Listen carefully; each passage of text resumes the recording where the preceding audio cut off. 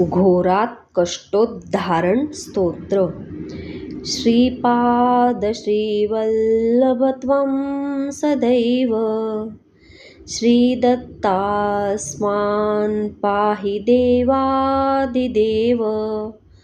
भावग्राह्य क्लेशहारिन् सुकीर्ते घोरात् कष्टादुद्धरास्मान् नमस्ते. त्वं नो माता त्वं पिता प्तोदीपस्त्वं त्राता योगक्षेमकृत् सद्गुरुस्त्वं. त्वं सर्वस्यं नो प्रभो विश्वमूर्ते घोरात् कष्टादुद्धरास्मान् नमस्ते. पापं तापं व्याधिमादिं च दैन्यं भीतिक्लेशं त्वं हराशु त्वदन्यं.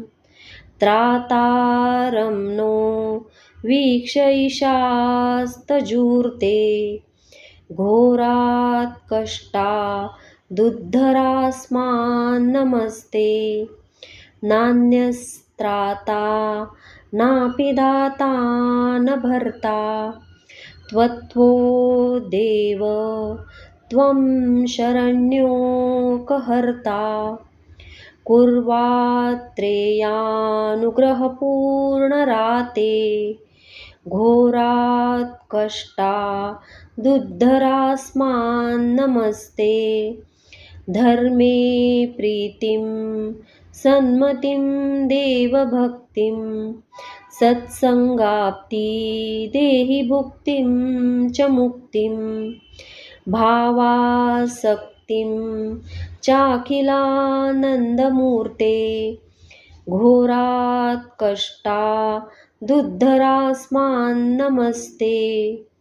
श्लोकपञ्चकमेतद्यो लोकमङ्गलवर्धनं प्रपठ्ये नियतो भक्त्या स श्रीदत्तप्रियो भवेत्.